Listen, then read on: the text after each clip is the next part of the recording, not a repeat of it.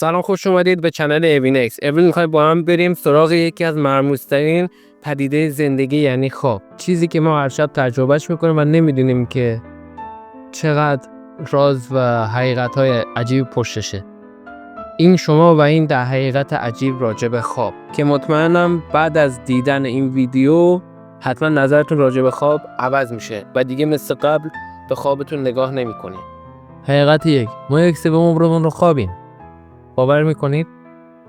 حدود 25 سال از زندگیمون صرف خوابیدن میشه. یعنی اگه 75 سال عمر کنید، 1/3 در تخت خواب میگذره. حقیقت دو، مغز هنگام خواب فعاله. خیلی ها فکر میکنن مغز خاموش میشه، اما حقیقت اینه که بعضی بخش های مغز موقع خواب حتی فعالتر از زمان بیداری کار میکنن.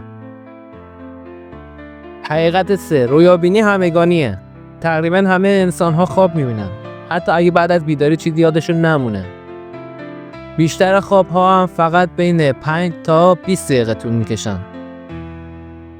حقیقت شماره 4، رویاهای سیاه و سفید.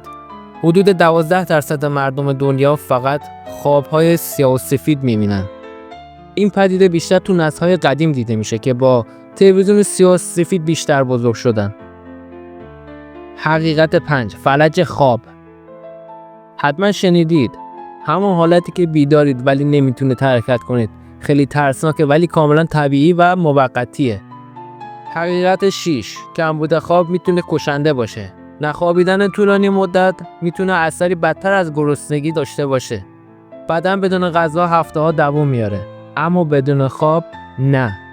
یکی از جالب‌ترین حقایق، حقیقت شماره 7، خواب کم باعث چاقی میشه. تحقیقات نشون داده افرادی که خواب کافی ندارن بیشتر در معرض اضافه وزن هستن، چون هورمون‌های گرسنگیشون به هم میریزه.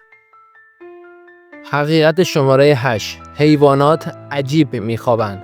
مثل دلفین ها با نصف مغزشون میخوابن تا بتونن نفس بکشن. بعضی پرنده ها هم در حال پرواز چرت میزنن. حقیقت شماره 9، رویابینی شفاف یا لوسید دریمینگ. تو این حالت شما میدونید که خوابید و حتی میتونید روی خوابتون کنترل داشته باشید، مثل کارگردان فیلم ها. حقیقت شماره 10 و آخرین حقیقت این ویدیو، جهان بدون خواب. بدون خواب مغز قدرت ترمیم و پردازش خاطره ها رو از دست میده. یعنی عملا بدون خواب زندگی و سلامت ذهنی غیر ممکنه. پس سعی کنیم حتما شب خواب کافی داشته باشیم. اینو از 10 حقیقت عجیب درباره خواب و اینکه کدومش بیشتر براتون جالب بوده توی کامنت ها حتما بهم بگین. و اگر از این سبک ویدیوها خوشتون اومد، ویدیو رو لایک کنید و برای دیدن ویدیوهای بیشتر چنل منو ساب کنید. تا ویدیوی بعدی، شبتون پر از خوابهای شیرین.